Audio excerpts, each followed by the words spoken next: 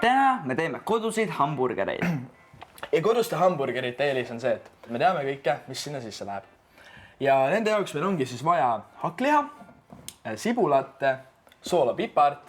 Siis täna meil ei ole päris hamburgerisaiad, aga meil on sellised leivad ja sajad, mis sobivad selle jaoks väga hästi. Siis meil on pealepanemiseks sibul, kurk, tomat, siis selline kapsasalat, lehtsalat ja igasuguseid kastmeid. Aga esimese asjana ei olegi midagi teha, kui võtta see hakkliha ja segada siia sisse siis juba natukene praetud sibul. Ja siis muidugi ka sool ja pipar. Võib-olla läks veits palju akselt, aga pole midagi. Ja siis pipart võib ka panna maitse järgi. Ja nüüd Aksel võtab oma näpud ja segab selle kõik kokku. Mida? Ei. Okei. Ma kasutan kahvlit.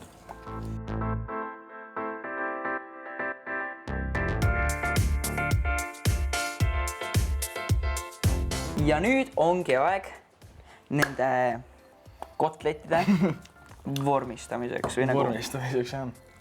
Me teemegi sellised mõnusad ginormous kotletid. Näeb, vaatame, kui suur see selle saiaga võrreldes on. Näeb päris perfektne. See teed gigantilise. Ja näen. Okei. Eks ma siis teen ümara. Nüüd on meie kotletid valmis saanud, nii et me paneme need nüüd pannile. Jah, aga esimese asjana tuleb pannile panna natukene õli ja oodata, kuni see kuumaks läheb. Ja tegelikult saab neid kotlette ka teha ahjus ja saab neid ka teha airfryeris. Aeg praadima hakata, teeme 2 tükki korraga.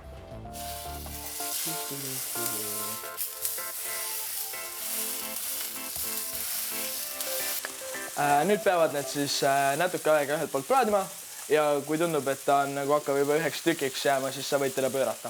Ja et lõpp-produkt peaks olema nagu seest küpsenud. Ja nüüd on aeg juust peale panna. You used to call me on my cell phone.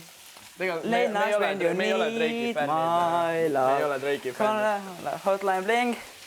That can only mean one thing. Samal ajal, kui meie kotletid küpsevad, võime panna oma saiad rösterisse. Meie burgerid on värskelt grillilt tulnud ja ongi aeg neid komplekteerima hakata. Et mina panen enda omale esimese asjana, ma arvan, natukene majoneesi. Mina enda omale ketšupit. Sinapit.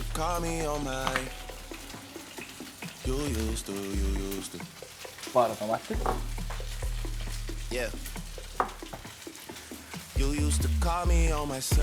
Siis oma kotleti.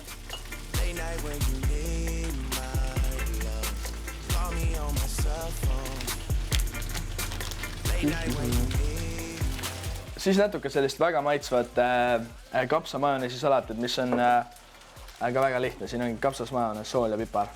Ja siia võib panna burgendit, siis see on nagu see coleslaw salat, millega burgeri peale pannakse. Ja minu burger ongi valmis. Ja mina panen veel natukene marineeritud sibulat ja siis läheb mul ka teine sai peale. Ja et kui sa tahad teha sellist armsat ümbrist endale, siis selleks on vaja tükki paberit. Ja, siis küpsetuspaberit. Ja siis lihtsalt kas teipida või millegagi kokku panna. Ja siis tulebki niisugune tasku. Jah, et Aksel on meil see käsitöömeister. Aga võtame siis ampsu.